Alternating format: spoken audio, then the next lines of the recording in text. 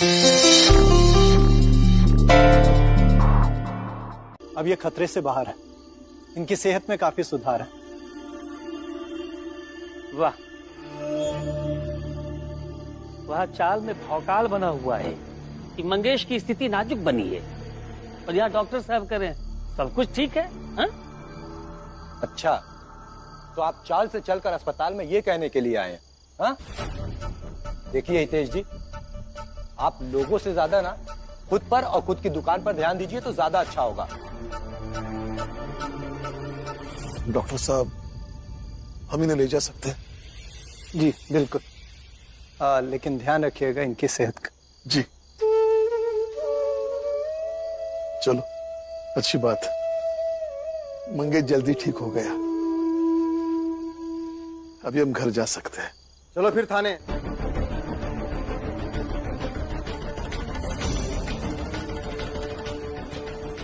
लेकिन दरोगा साहब, मंगेश ने कौन सा अपराध किया कि वो थाने जाएगा?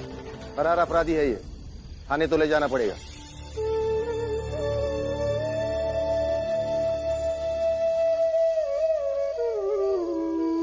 अपनी जिम्मेदारी सोचकर यही समझ में आया कि उनके साथ साथ नरोत्तम जोशी को भी गिरफ्तार कर लीजिए। हाँ, और मेरे सेठ को भी। अरे ऐसे कैसे?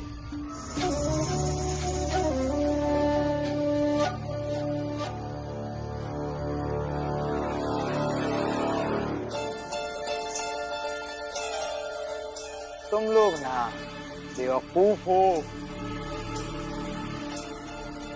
हम ऊंची जात के लोग हैं, शक्तिशाली लोग। हम पर हाथ डालने से पहले पुलिस को भी 10 बार सोचना पड़ता है कि कहीं हम ऊंची जात के लोग इनका थाना ही कहीं और न रख दें। क्यों दरोगा साहब? देखिए दरोगा साहब, अभी मंगेश को आराम करने की जरूरत है। आपको इन्हें थाने ले जाना है, ले जाइए, लेकिन अभी मत ले जाइए। कानून को अपना काम करने से रोकने के जुर्म में मैं तुम्हें भी अंदर ले जा सकता हूँ, इसलिए चुपचाप खड़े रहो। मैं जाऊंगा थाने।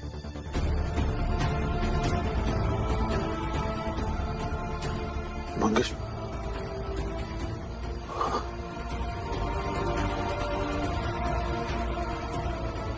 मैं इतना भी कमजोर नहीं कि इन लोगों से डर जाऊं। लोग जितना मन कोशिश कर ले, मैं नहीं मरूंगा। देख लीजिएगा। अरे काका, क्या कर रहे हैं? सही कर रहा हूं आनंद।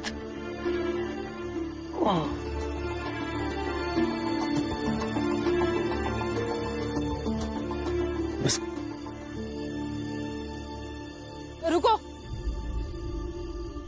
दरोगा साहब, हम हाथ जोड़ के आपसे विनती करते हैं, इनका तबीयत बहुत खराब है, इंसानियत के नाते इनका छोड़ दो।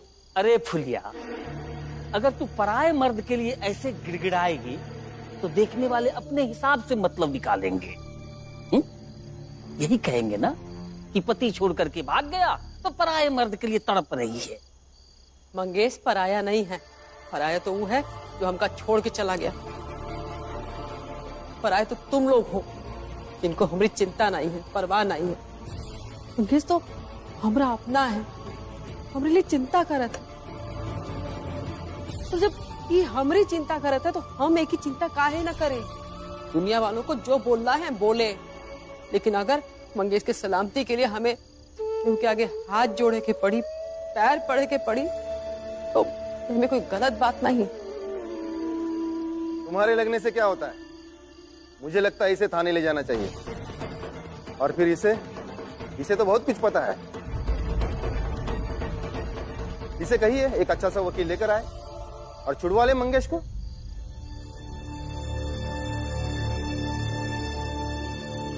ले जाइए आप इन्हें।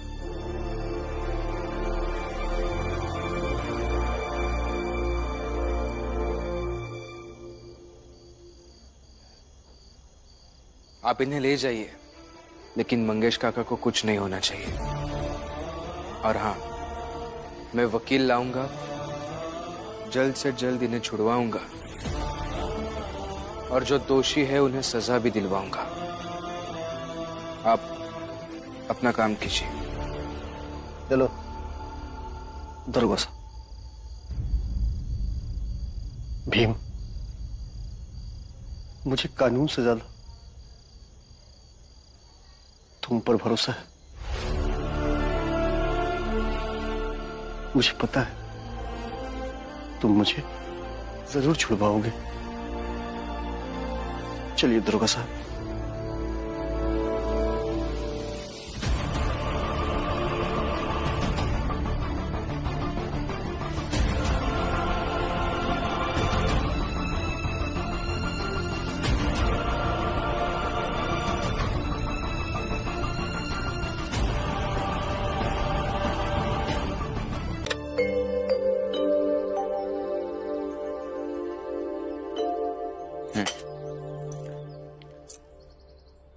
अभी जल्दी कॉलेज जाकर फॉर्म भर देता हूँ। तुम मुझे बाहर ही मिलना। बाहर क्यों? फिर से कुछ समझाना है? नहीं, काला खट्टा खाते हैं। क्या? परीक्षा का फॉर्म भरने जा रहे। लौट के आएंगे तो पढ़ाई कीजिए। परीक्षा में क्या लिखेंगे? कि पत्नी को काला खट्टा खिला रहा था। क्या तुम भी किसी भी बात को कहीं भी घुमा देती हो। सही तो कह रही हूँ।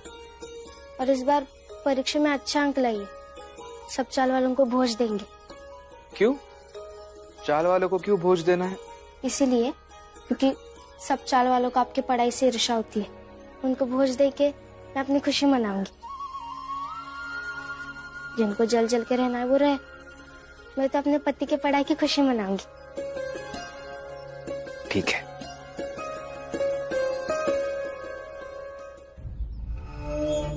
लक्ष्मी सुन, अभी भीम फार्म भरने जा रहा है। जैसे ही वो निकलेगा मेरे पेट दर्द का नाटक शुरू कर देना। ठीक है।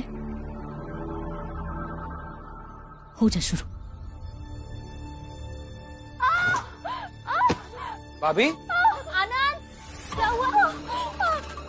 सब ठीक हो जाएगा। आनंद भाई आए। क्या हुआ? क्या हुआ? पेट दर्द दे रहा है, इसको बहुत तेज दर्द दे रहा है। इसे अस्पताल ले चलो। हाँ, लेकिन मैं अभी जाकर तांगा लेके आता हूँ। जल्दी ले आओ। रुको भीम, इतनी जल्दी क्या है अस्पताल जाने की? मैं इसे यहीं देखती हूँ। घर के दौरान होता है कभी कभी ऐसा। यहाँ दर्द कर रहा है।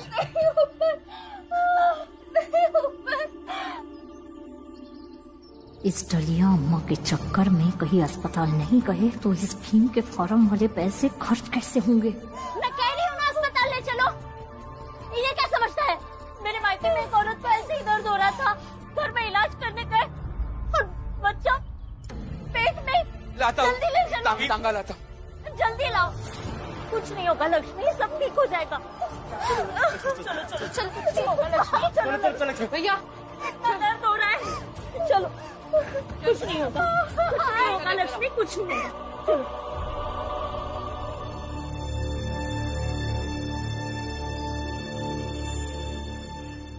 आज फॉर्म भरने की आखिरी तारीख है, लेकिन भीमराव अभी तक फॉर्म भरने के वास्ते नहीं आया।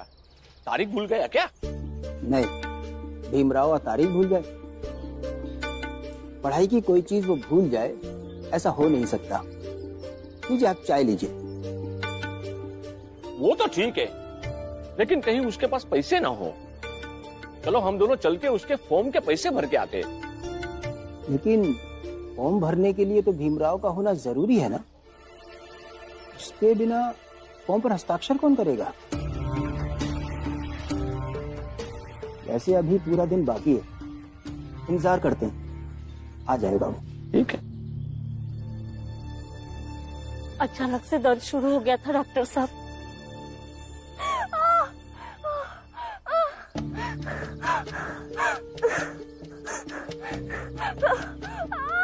डॉक्टर साहब, क्या हुआ है? दर्द का सही कारण तो समझ में नहीं आ रहा है, पर गर्भावस्था के दौरान अक्सर ऐसे दर्द हो जाते हैं और अगर महिला कमजोर हो तो भी ऐसे हालात बन जाते हैं। तो हम पानी चढ़ा देते हैं और कुछ दवाई लिख देते हैं, लाइए ठीक हो जाएंगे। लेकिन डॉक्टर साहब, खर्चा कितना आएगा? कुल मिला के 1.5 रुपया तो खर्च हो ही जाएगा। 1.5 रुपया?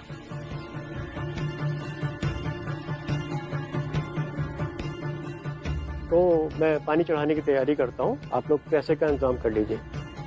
और हाँ, पैसे पहले जमा कराने होंगे।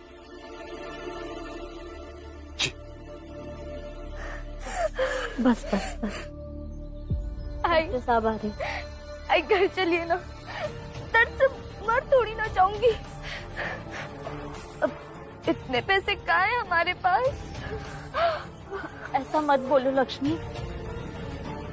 लक्ष्मी दीदी, अब इसकी चिंता मत कीजिए, आप आराम कीजिए, पैसों का इंतजाम हो जाएगा। चल आनंद, पैसों का इंतजाम करते हैं। बाबा, पैसे हैं मेरे पास, इलाज शुरू करते हैं। ये पैसे तुम्हारे फॉर्म के पैसे हैं, कॉलेज जाकर फॉर्म भरो, आज आखिरी दिन है। क्या कह रहे हैं बाबा? भाभी को इस हालत में छोड़कर फॉर्म भरने कैसे जा सकता हूं मैं? चिंता मत कीजिए, अभी के लिए पैसे हैं। भीम, अभी मैं और आनंद पैसों की व्यवस्था करके आते हैं।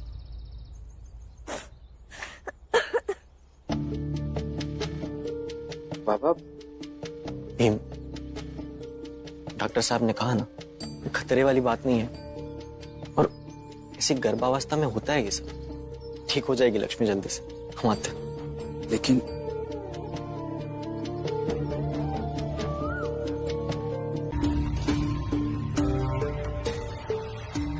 ये वो भीम ने अपने फार्म के पैसे दे दिए, कह रहा था बाबा पैसे लाएंगे तो उससे फार्म भर लेगा। आपका इंतजार कर रहा है, बाहर खड़ा है।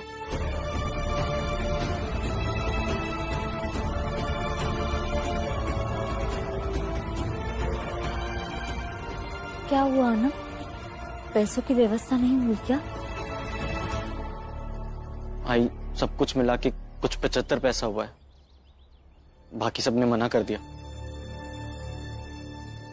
माफ कर दीजिए, पर जानबूझ के तो पेट में दर्द नहीं करवाया ना मैंने। लक्ष्मी, मैं कहाँ कुछ कह रहा हूँ। नहीं, लेकिन आपके मन में तो यही चल रहा होगा ना कि मेरे इलाज के चक्कर में आपके भाई के फार्म के पैसे खर्च हो गए। लक्ष्मी, तुम आराम करो, ऐसा कुछ नहीं है, और जल्दी से ठीक हो जाओ। हाँ लक्ष्मी, ऐसा मत सोचो बेटा। बाबा, भाभी का इलाज शुरू करना अभी जरूरी था, और इन पैसों को खर्च करने का सही समय अभी है। लेकिन अब क्या करें, आज फॉर्म भरने का आखिरी दिन है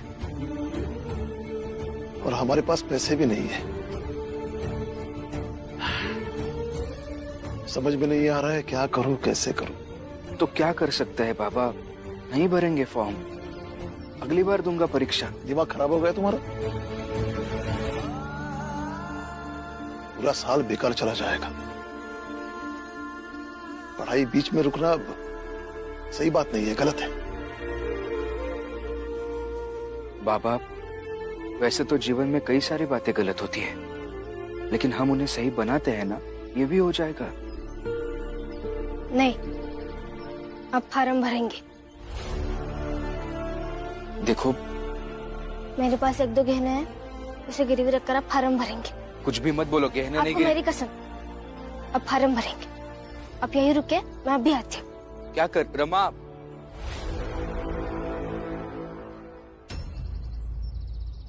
बाबा, गहने गिरवी रखना बहुत आसान है, लेकिन छुड़ाना कितना मुश्किल है हम ही जानते हैं अच्छे से।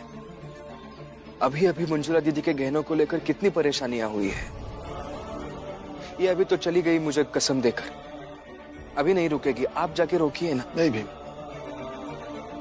मेरे रोकने से वो नहीं रुकेगी। कोशिश तो करके देखिए। भीम, तुम्हारी आई भीमा बाई जब जिंदा थी तो ऐसे कई मौकों पर मैंने उसे रोकने की कोशिश की, लेकिन वो रुकी नहीं। ये भी नहीं रुकेगी।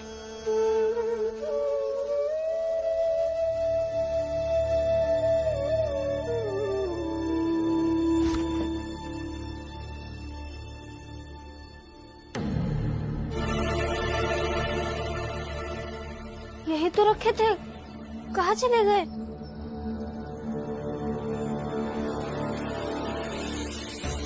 जो गहने वहाँ है ही नहीं, कैसे मिलेंगे रमा?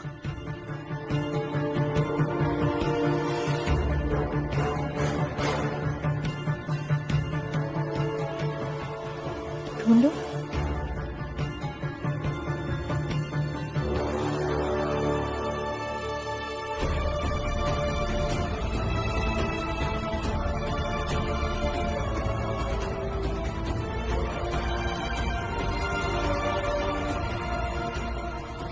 कहाँ रख दिए मैंने गहने? लेकिन जितना मुझे याद है, मैंने तो इस संदूक में ही रखे थे। भीम, भीम,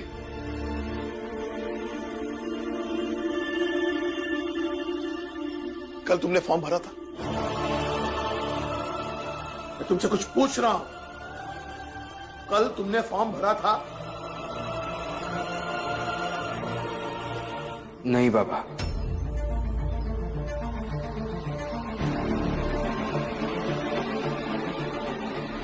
झूठ नहीं बोलूंगा, पैसे नहीं हो पाए। लेकिन अस्पताल से रमा यह कहकर निकली थी कि वो अपने गहने तुम्हें देगी, जिसे तुम गिरवी रखकर अपने परीक्षा का फॉर्म भर दोगे। फिर तुम और रमा अचानक अस्पताल से गायब हो गए। कहां गए थे? फिर ऐसा क्या हुआ? तुमने अपने परीक्षा का फॉर्म नहीं भरा?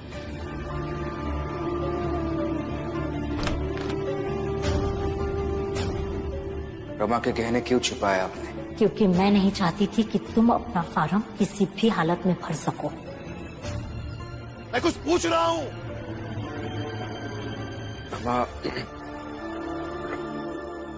रमा के गहने मिल नहीं रहे थे।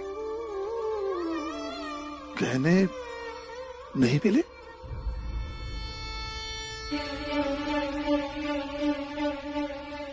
गहने यहाँ है।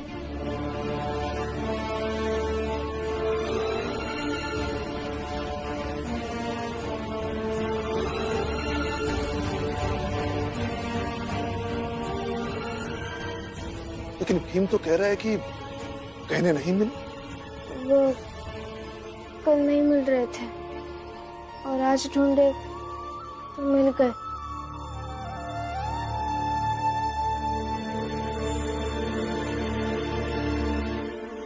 रमा, तुम्हारी लापरवाही की वजह से क्या हुआ, इसका कोई अंदाजा है? भीम अपने परीक्षा का फॉर्म नहीं भर पाया। अब वो 1 साल पीछे चला गया। तुम अपने गहने ढंग से नहीं रख सकती थी? और भीम, तुम अगर पैसे नहीं थे तो तुमने मुझे बताया क्यों नहीं? कैसे बताता बाबा?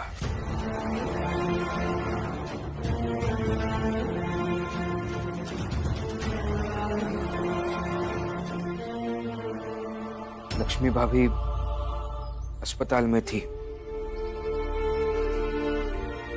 आप और आनंद भैया चाल वालों से उधार मांग चुके थे। हम सब परेशान थे और ऐसे में मैं आकर आपको ये सब बताता तो मेरे परेशानियों से ज्यादा जरूरी है तुम्हारा पढ़ते रहना। बाबा, समझ क्यों नहीं रहे हो? गुस्सा मत कीजिए बाबा। समझ सकता हूं मैं, लेकिन आप गुस्सा मत कीजिए। मैं समझ सकता हूं मेरी पढ़ाई पीछे छूट गई है, लेकिन आप परेशान थे, मैं भी परेशान था। हो जाएगा, सब ठीक हो जाएगा। आप इस तरह से गुस्सा मत कीजिए। देखो बेटा, तुम्हारे पढ़ाई से बढ़कर मेरे लिए कुछ नहीं है। जानता हूं बाबा। तो तुम समझते क्यों नहीं?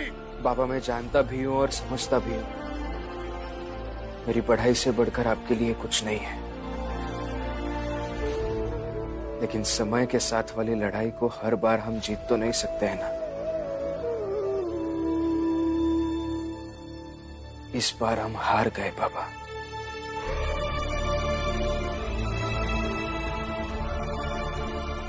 हाँ बाबा, अब गुस्सा मत होइए ना। हम अगली बार और मजबूती से लड़ेंगे। अगली बार मतलब अगले साल।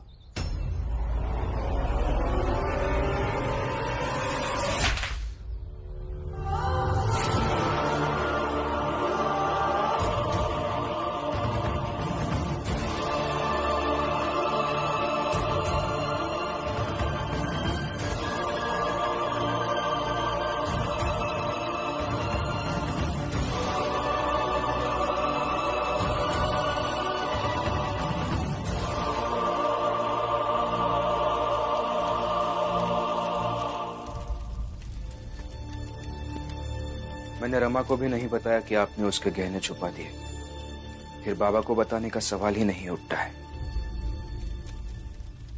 लेकिन आपने जो भी किया बहुत गलत किया है। आप तो मुझे अपना दुश्मन मानती है, इसके कारण आपने जो किया उसे सही ठहरा सकती है, लेकिन सिर्फ सोचिए, अगर मैं सबको सच बता देता तो क्या होता, और जो भी होता क्या वो आपके लिए अच्छा होता? फिर जीवन में ऐसी चीजें करती ही क्यों है जिससे आपका ही नुकसान हो जाए?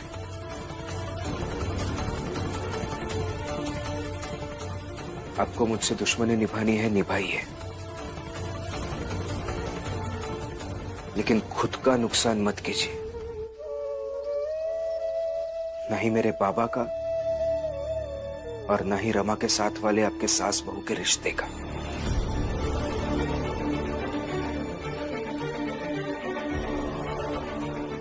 जीवन में ऐसी आग से दूर रहना चाहिए जो खुद की ही जिंदगी को झुलसा दे।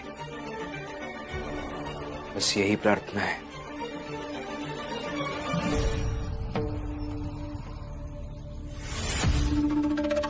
अम्मा, हम सुने हैं कि पास के मंदिर में प्रसाद चढ़ाए से मन्नत पूरी हुई जात है। हम तो मंगेश के लिए खाना लेके पुलिस थाने जा रहे हैं, पैसा रख लो। हमारी तरफ से मंदिर में प्रसाद चढ़ा देना कि मंगेश छूट जाए। हाँ फुलिया, मैं चली जाऊंगी मंदिर, तू चिंता ना कर, मंगेश जल्दी लौट आएगा। रे फुलिया, अगर मंदिर में प्रसाद चढ़ाने से कोई छूट जाता तो हर अपराधी अपराध करने के बाद केवल प्रसाद ही चढ़ाते रहता, तो फिर ये थाना, पुलिस और वकील की आवश्यकता नहीं पड़ती फुलिया। हितेश काका,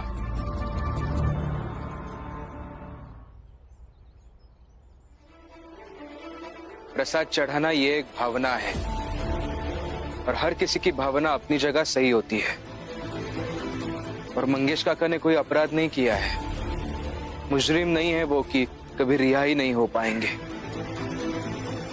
हम चलते हैं अम्मा।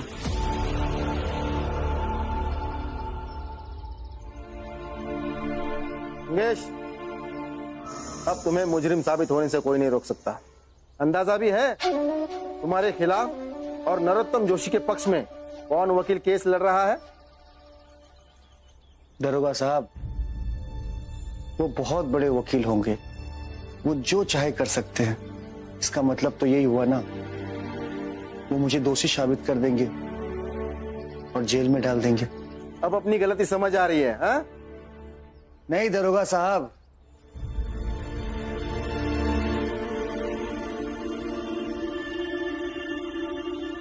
मुझे सतारा के एक बच्चे की कही हुई बातें याद आ रही है। कैसी बातें? यही कि गलत चाहे जितना भी शक्तिशाली हो, अंत में हारता वही है, और सत्य चाहे जितना भी कमजोर दिखे, अंत में जीत सत्य की होती है। अच्छा, कौन था वो लड़का जो ऐसी बड़ी बड़ी बातें करता था? था नहीं दरोगा साहब, है। ये बात हमेशा याद रखिएगा कि अगर कोई डरे ना, जो डर उसे देखकर खुद भाग जाता है। जो कानून आज नहीं है वो कल को हो। किसी की निकासी को कोई रोक ना सके, ऐसे लोग आकर बहस ना कर सके, बल्कि उन्हें सजा मिले।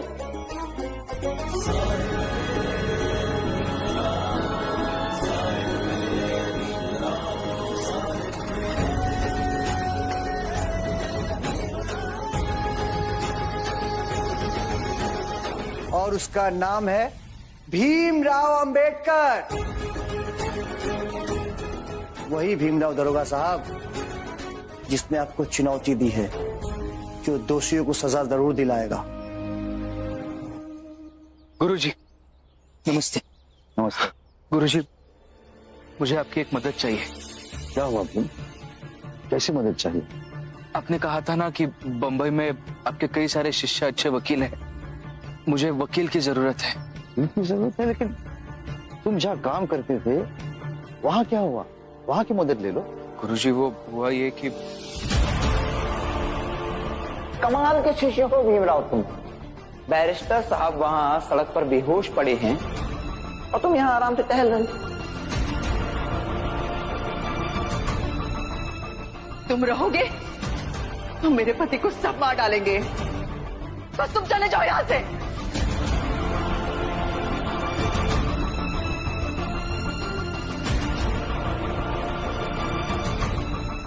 आज के बाद भीम आपके साथ काम नहीं करेगा। लेकिन नहीं करूंगा। मैं नहीं चाहता हूं कि मेरे कारण कोई परेशान हो, तो अभी मैं बैरिस्टर सर के यहाँ नहीं काम कर रहा हूं। ठीक है, चलो मैं उससे बात करता हूँ। चलो। कहाँ?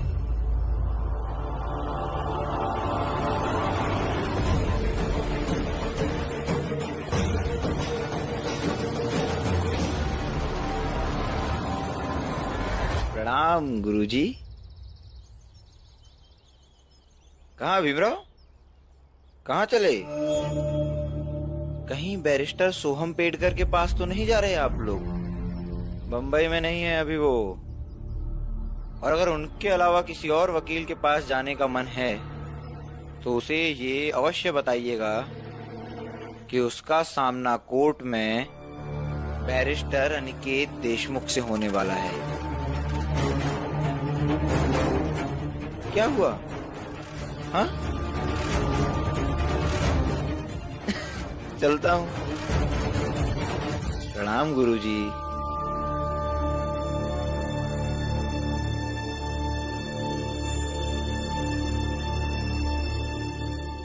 यानी कि देशमुख तो बहुत बड़ा वकील है।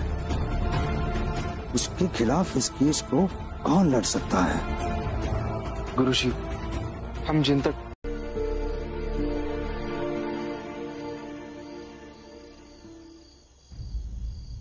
काकी,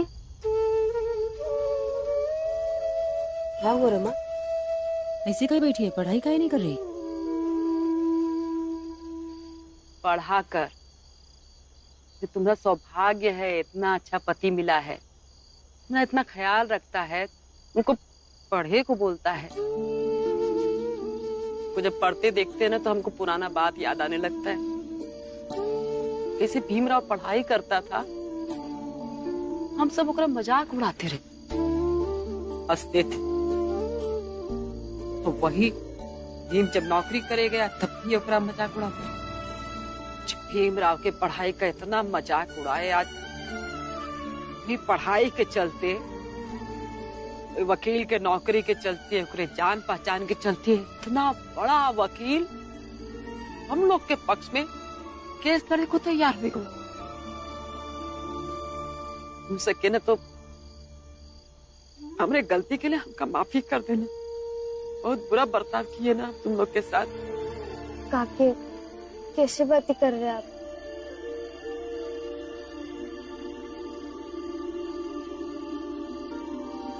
जैसे तुम लोग का किया धरा है कि कल वकील साहब की बदौलत मंगेश जेल से रिहा हो जाए। बहुत खुश है। काकी, ये सब सहयोग की बात है। संयोग नहीं,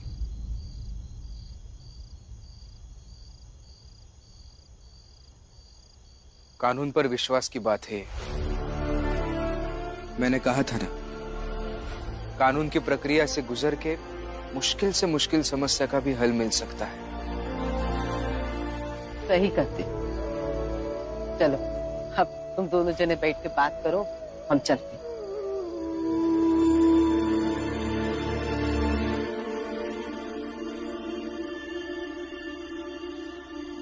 तो ये मुझे सुनाया जा रहा था कि कानून पर विश्वास रखो। नहीं, जो सच है वही बता रहा था। उसूलों को समझना मुश्किल है थोड़ा, लेकिन आखिर में जीत उसूलों की ही होती है। दीदी,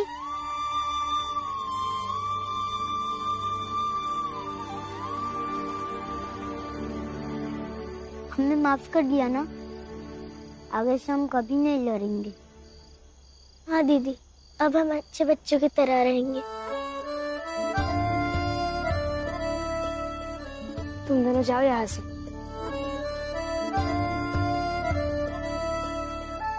शंकर और छोटी की दीदी बच्चों को माफ कर दिया ना? बच्चों के जीजा जी, बच्चों को लेकर आप भी जाइए यहाँ से। चलो।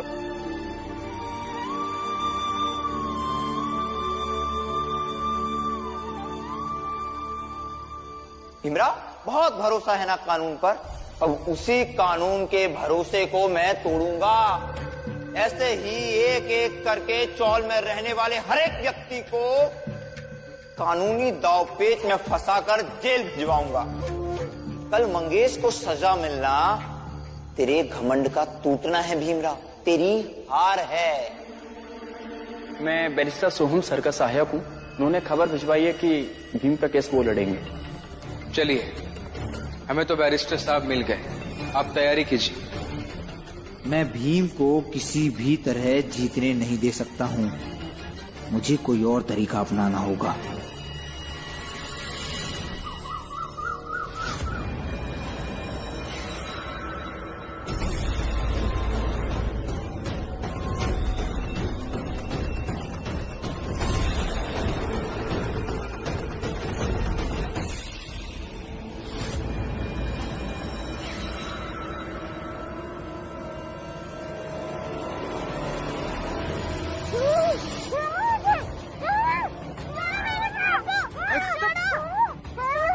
जिनको संकट मिलना चाहिए तो भीमराव से कह दे कि अपना केस वापस ले ले।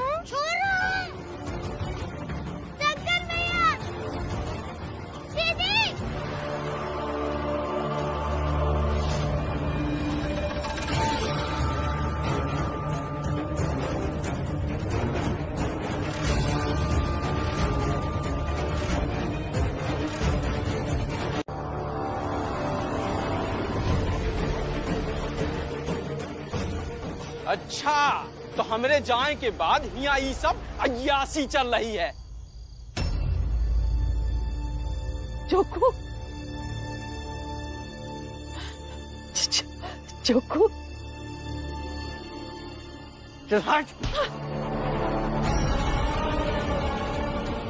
तो हमरे पीठ पीछे यहाँ ये सब अय्यासी चल रही है। आप ये सब गलत समझ रहे हैं, ऐसा कुछ नहीं है। नूतन बिल्कुल सही कहा रही तुम्हारे चरित्र के बारे में। नूतन? कौन नूतन? मैं हूँ नूतन, जिसके साथ तुम्हारा पति तुमसे तंग आकर भाग गया था। अच्छा, तो तुम जिसके साथ भागे थे वो यही है? हाँ, लेकिन अभी हमार पत्नी है।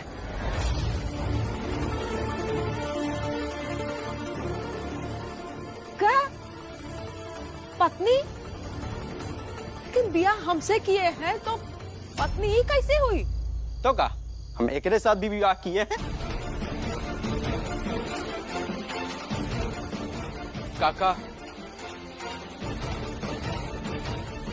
ये ऐसे कैसे कर सकते हैं आप? तू कौन है ये सब पूछे वाला? हम आपकी पत्नी है, हम पूछते हैं आपसे। कि आप ऐसा काहे किए? अरे काहे किया? हमार मर्जी कर लिए। अजीब नहीं है आपकी मर्जी? खुद शादी करके आ गए और अपने पत्नी को किसी का सहारा लेते हुए देखा तो बुरा लग गया। ए रमा, ज्यादा मत बोल। हाँ, हम मर्द हैं, हम कुछ कर सकत हैं। चोकू, ये क्या बात हुई? तुम मर्द हो तो कुछ भी करोगे?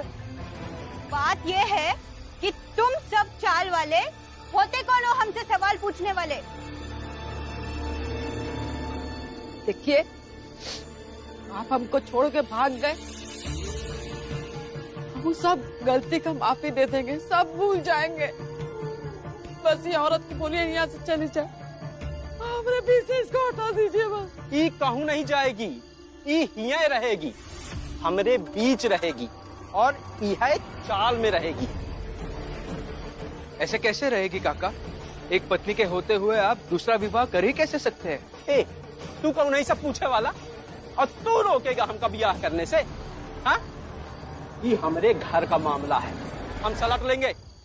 चुकू, कैसी बातें कर रहे हैं? हम सब लोग चाल में एक साथ रहते हैं तो एक दूसरे का संगत का असर तो दूसरे पर तो पड़ता ही है।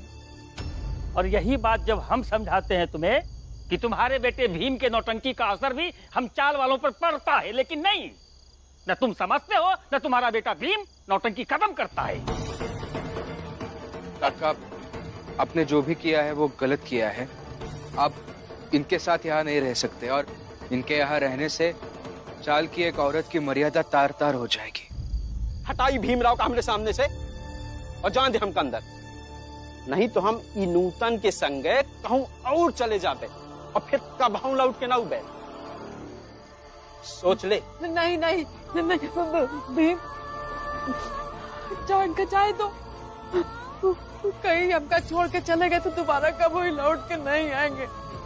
लेकिन काके, आपको इनका विरोध करना चाहिए, ये जो कर रहे गलत कर रहे हैं। हाँ काकी, और आप गलत का साथ दे रही है वो भी गलत है। अरे गलत सही जो भी हो, हमारे आँख के सामने तो रहेंगे ना।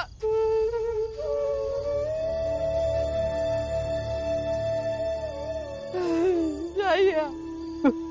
मन मैला चल। तन उजला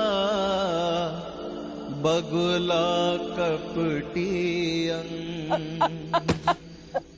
तासों को कौआ भला तन मन एक ही।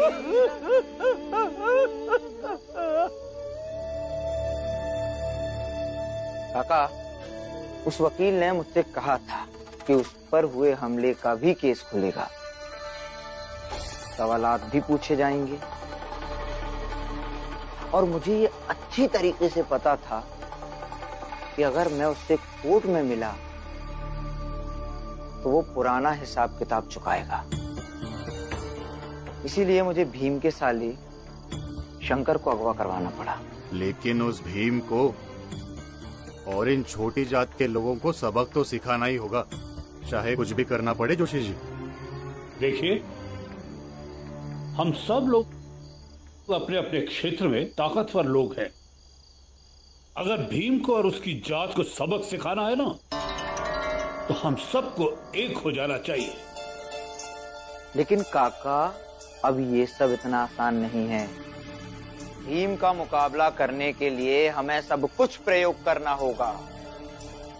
साम, दाम, दंड, भेद। ये बात तो हम भी मानते हैं कि भीमराव के अंदर वो ताकत है कि वो अपने जात के लोगों को इकट्ठा कर सकता है और उन्हें हमारे खिलाफ भड़का भी सकता है। लेकिन अगर लंबे समय तक ये भीमराव उन लोगों की धुरी बनकर रहा तो कल यही लोग हमारे खिलाफ अपनी ताकत की आजमाइश कर सकते हैं। इसलिए हमें एक होकर भीम और उसके परिवार का सामना करना चाहिए। तो फिर मिलाइए हाथ और हो जाइए एक, भीमराव को बर्बाद करने के लिए। और संकल्प लीजिए कि जीवन भर उस भीमराव और उसकी जात वालों को सबक सिखाते रहेंगे।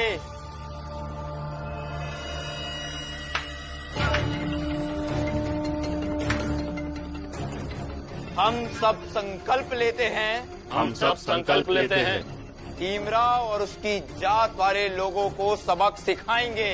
कि भीमराव को और उसकी जात वालों को सबक सिखाएंगे। जाइए। मंगेश काका, आप फिलहाल यहाँ से जाने के बारे में कुछ भी मत सोचिए। हाँ, भीम सही कह रहा है। इन चालों वालों के साथ ये लड़ाई एक बार तो जीतनी ही होगी। पुरुष और स्त्री दोनों में मापदंड एक समान होना चाहिए। चलो, इस बात का एक फायदा तो होगा कि इस चाल में दूसरा कोई मर्द जोकू बनने की हिम्मत नहीं करेगा। जब हमारा ब्याह हुआ था ना, मेरी सास हमारे हाथ पे जोखू का नाम गुदवाई रही। गुदवाने में बहुत दर्द हो रहा था, तो हमसे कहीं कि बहुत दर्द सह ले, कहे कि पति का नाम एक बार हाथ में लग जाए ना, इसे वो जिंदगी भर साथ देता है, तो अपने दिल में जगह बन जाती है।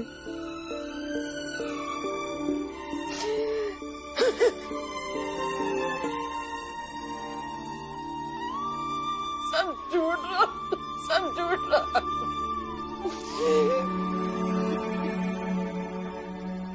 रो मत फुलिया, रो मत। पता है ना तुझे, ये समाज मर्दों का है।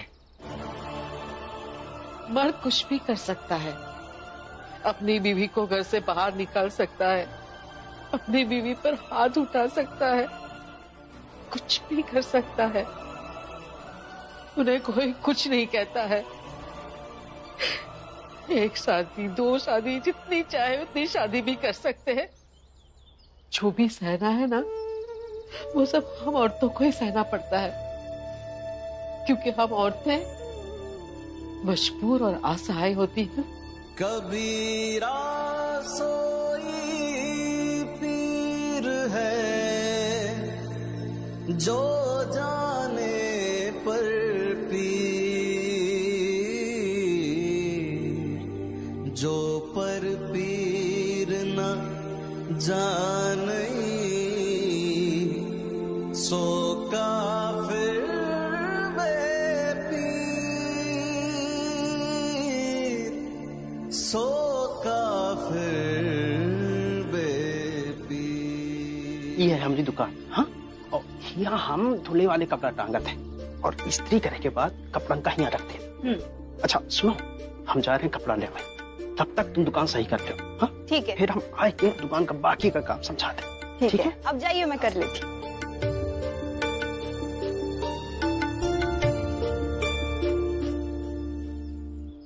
नहीं संभाल पाएगी तू ये दुकान। जवान हो, मर्द को अपनी अदाओं से फंसाना तो आसान है, लेकिन जिस मेहनत और ईमानदारी से फुलिया ने इस दुकान को बनाया है ना, तू एक दिन भी नहीं संभाल पाएगी, समझी? छोड़, क्या कर रही है? छोड़ मेरा हाथ। ज्यादा ना ज्योतिषी मत दिखाओ कि मुझसे क्या होगा और क्या नहीं होगा, और ये मत भूल कि मैं तुझसे जात में बहुत बड़ी हूँ, इसलिए अपने जात के हिसाब से रहो, समझे?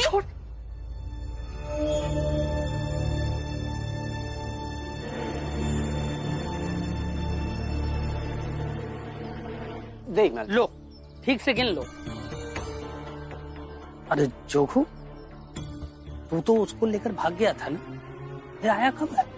अरे मालिक, छोड़े नहीं सब पुरान बात, अब तो खुद है मर्द हैं, समझिए दिल को।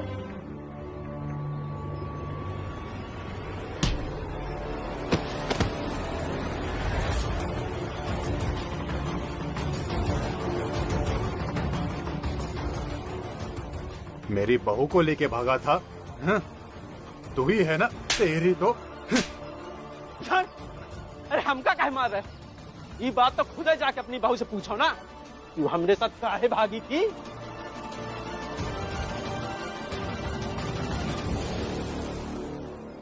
पता नहीं अब कब तक घूम घूम कर ऐसे काम ढूंढता रहूंगा, समझ ही नहीं आ रहा क्या करे। चल बाहर निकल, निकल बाहर। मैं नहीं जाऊंगी। तू पूछेगी मुझसे कि मैं कहा था? हाँ? तो पूछ लिया तो क्या हुआ? आप भी तो मुझसे पूछते हो ना कि तू कहाँ थी। अरे मैं मर्द हूँ, मर्द, और मैं कुछ भी कर सकता हूँ, समझी? हम मर्द हैं, हम कुछ कर सकत हैं। रुकिए। ऐसा कहाँ लिखा है कि आप मर्द हैं तो कुछ भी कर सकते हैं? भाई साहब आप कौन? मैं भी आपकी तरह एक पति हूँ, लेकिन मेरे पत्नी के बारे में ऐसा कभी नहीं सोचता। तुझे जो सोच रहे सोच, यहाँ ऐसे आगे ज्ञान मत झाड़, समझा? चल गए यहाँ से। क्या आप अपनी पत्नी को ऐसे रास्ते पे लाकर मार रहे हैं? आपको अजीब नहीं लग रहा है? अरे मुझे कुछ भी नहीं लगता, मेरी पत्नी मैं कुछ भी करूं। अरे अजीब क्यों लगेगा, मजा आता है ना? भीमराव, तुम्हें देखकर मुझे एक मुहावरा याद आता है, तू कौन मैं खामखा। मतलब पति पत्नी के बीच में तुम्हें बोलने की क्या आवश्यकता है? हाँ? एक बात याद रखो, तुम्हें इन्हें मार ही ठीक कर सकती है। गुरुजी, इसीलिए मैंने फौज में नौकरी करने से मना कर दी। मैंने सही किया ना गुरुजी? तुमने योग्य निर्णय लिया है भीम, क्योंकि देश का उद्धार केवल और केवल शिक्षा से ही हो सकता है। और भीम, इस देश को शिक्षा से परिचित करवाना तुम्हारा उत्तरदायित्व है। जी गुरुजी, बाबा ने मुझे जो समझाया वो मुझे अच्छे से समझ आ गया। आजादी की लड़ाई में योगदान देने के बहुत सारे तरीके होते हैं, और मैं भी अपने तरीके से उनकी मदद करूंगा।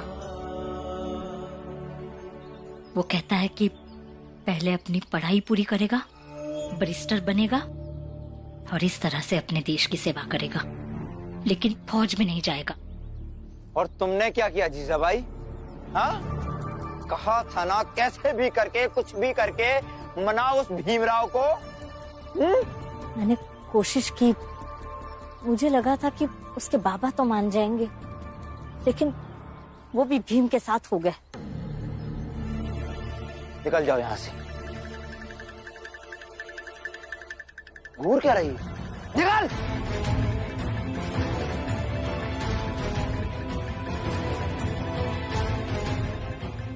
भीमराव! छोड़ूंगा नहीं मैं तुझे। सुनिए, भीमबाऊ अगर वो नौकरी नहीं कर रहे हैं तो आप क्यों नहीं कर लेते फौज में नौकरी? अब नौकरी की तलाश में इधर उधर भटकने से तो ये अच्छा ही है ना। कैसी बात कर रही हो तुम लक्ष्मी? बाबा ने साफ साफ कहा था, सुनाई नहीं दिया था तुम्हें? हाँ, लेकिन इसमें बुराई क्या है? फौज में जो लोग काम करते हैं वो लोग गलत होते हैं क्या? अगर बाबा से कहूंगा कि फौज में भर्ती होना है तो वो और भीम विरोधी करेंगे। हाँ, तो कह दीजिएगा ना कि आप जात छुपाकर ये नौकरी नहीं करेंगे, और फिर हर नौकरी में बाबा को और भीम भाव को कोई ना कोई नुक्स ही दिख रहा है, तो क्या जीवन भर आप भटकते रहेंगे? देखिए, हर फैसला परिवार के हिसाब से लिया जाए ये जरूरी नहीं है, बाकी आप देख लीजिएगा। ज्यादा कहूंगी तो आपको ऐसा लगेगा कि भड़का रही हूँ आपको, लेकिन मैं आपको भड़का नहीं रही हूँ, बल्कि जो मुझे सही लग रहा है वो कह रही हूँ। राम जी, चलो काम ढूंढने चलते। आज थोड़ा दूर जाकर काम ढूंढते हैं, क्योंकि आसपास कोई काम नहीं मिल रहा है। कोई बात नहीं राम जी, पहले भी तो हमें काम ढूंढने में कठिनाई होती ही थी, लेकिन हम कोशिश करते थे तो कहीं ना कहीं काम तो मिल ही जाता था। तो अभी भी कोशिश करेंगे, कहीं ना कहीं मिल जाएगा। चल। बाबा,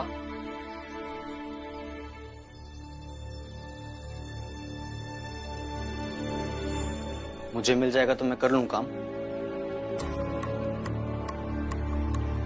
बाबा फौज में भर्ती है, भीम तो जाएगा नहीं, तो मैं चला जाऊं। भीम के जितना पढ़ा लिखा नहीं हूं, लेकिन कुछ ना कुछ तो काम होगा फौज में मेरे लायक। और बाबा पैसा आएगा घर में। कल भीम ने जो कहा था उसके बावजूद भी तुम्हें फौज में नौकरी करना सही लगता है? हाँ लगता है। ये आप दोनों की राय है बाबा, मेरी अलग हो सकती। आप अगर अनुमति दे दे तो ये जाए। कह रहे थे कि बाबा जब तक हामी नहीं भरेंगे ये नहीं जाएंगे। बाबा जाऊं मैं? नहीं आनंद भैया,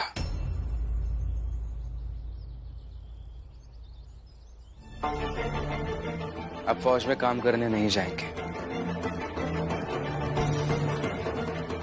और क्यों नहीं जाऊं? फिर क्यों तुझे हमेशा लगता है कि तू ही सही बोल रहा है?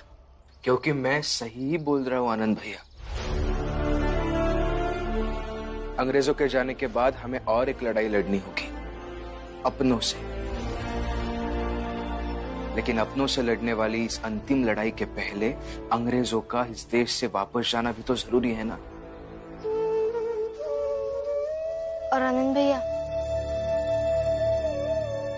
फौज की एक ही नौकरी नहीं है। रमा, तू यहाँ ज्ञान नहीं देगी, चुपचाप खड़ी रहे वरना जाओ। लक्ष्मी, ये क्या तरीका है बात करने का? भीमराव गद्दार है, भीमराव गद्दार है, भीमराव गद्दार है, भीमराव गद्दार है, भीमराव गद्दार है, भीमराव गद्दार है, भीमराव गद्दार है, भीमराव गद्दार है। शांत हो जाइए आप। ये आप क्यों बोल रहे हैं मुझे पता नहीं चल रहा है। गद्दार? और मैं तो हमेशा उन लोगों के साथ खड़ा रहता हूँ जो न्याय की लड़ाई लड़ते हैं और सच्चाई से लड़ते हैं। हमारा एक साथी प्रभाकर जो तुम्हारे साथ जेल में बंद था, उसने हमें बताया था कि हमारी लड़ाई के प्रति तुम्हारे दिल में सम्मान है। हाँ है, अभी भी मेरे अंदर आपकी लड़ाई के लिए सम्मान है। और हमारे साथी ने कहा था कि हम तुम्हारी अस्पृश्यता की समस्या क्रांतिकारियों के संगठन के बीच रखेंगे। कि मेरे कहने से दुनिया बदल नहीं जाएगी, लेकिन कोशिश करूंगा कि जीवन में जितने भी लोगों से मिलूं उन्हें मैं कह सकूं कि यदि आजादी चाहिए तो थोड़ी लड़ाई उन लोगों के हिस्से के लिए भी लड़नी चाहिए जिनको हम रहने के लिए जमीन भी नहीं देते। लेकिन तुमने अपने भाई को फौज में भर्ती किया, क्यों?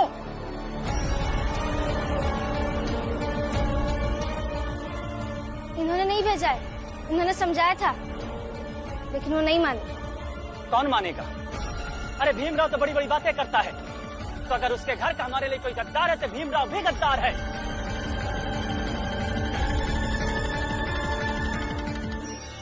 हम घूम घूम कर सबसे कहेंगे कि भीमराव स्वतंत्रता की लड़ाई में अंग्रेजों के साथ है। भीमराव का नाम स्वतंत्रता के इतिहास में काले अक्षरों में लिखा जाएगा। मत बोलिए ऐसा। मैं भी अपने देश की स्वतंत्रता का पक्षधर हूँ, अब सब लोगों के साथ हूँ मैं। और गवाह मैं, मेरा बेटा भीम आनंद के इस फैसले का भागीदार नहीं है। आप तो उसके बाप हैं, आपने भी नहीं रोका उसे। ये सब गद्दार है।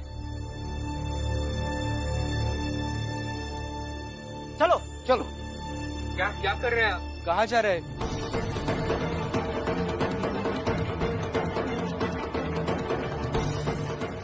अरे आप ये क्या कर रहे हैं? ऐसा मत लिखिए। ये क्या लिख रहे हैं दीवारों पे? भीमराव बीच में मत आओ।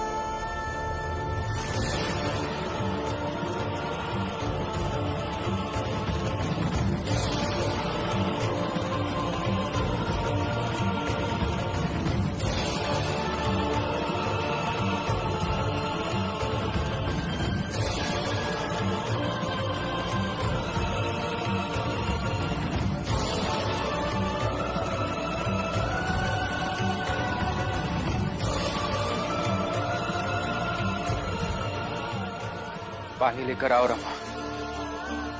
ये सब मिटाते हैं। मत मिटाओ भीम, रहने दो। आनंद को आने दो और उसे ये लिखा हुआ देखने भी दो।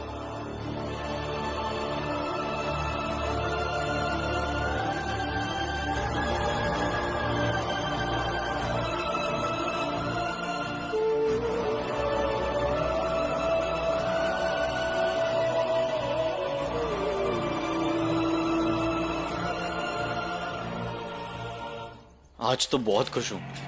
भर्ती हो ही गई फौज में।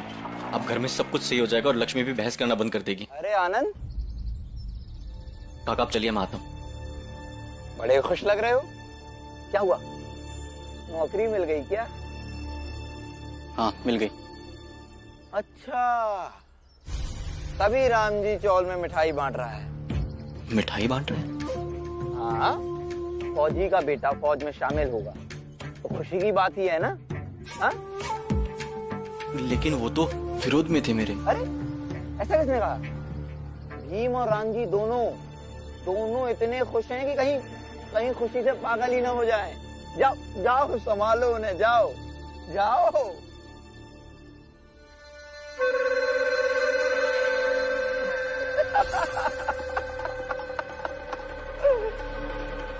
आनंद, मेरी सिफारिश से नौकरी लगी है। अब बन गए हो तुम मेरे हाथों की कठपुतली। अब होगा तमाशा शुरू, तुम्हारे घर में और चौल में।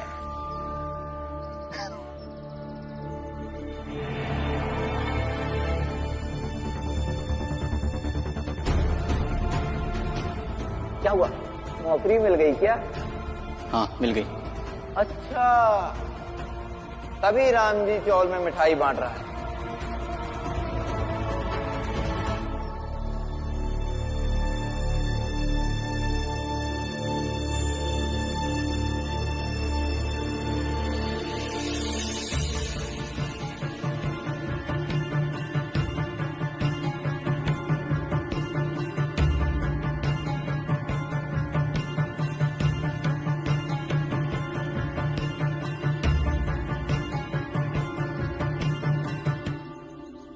मतलब आप लोग मिठाई नहीं बांट रहे हो? मतलब झूठ बोल रहा था नरोत्तम जोशी। अब तू नरोत्तम की बात सुनेगा। उस पर विश्वास है, हम पर नहीं।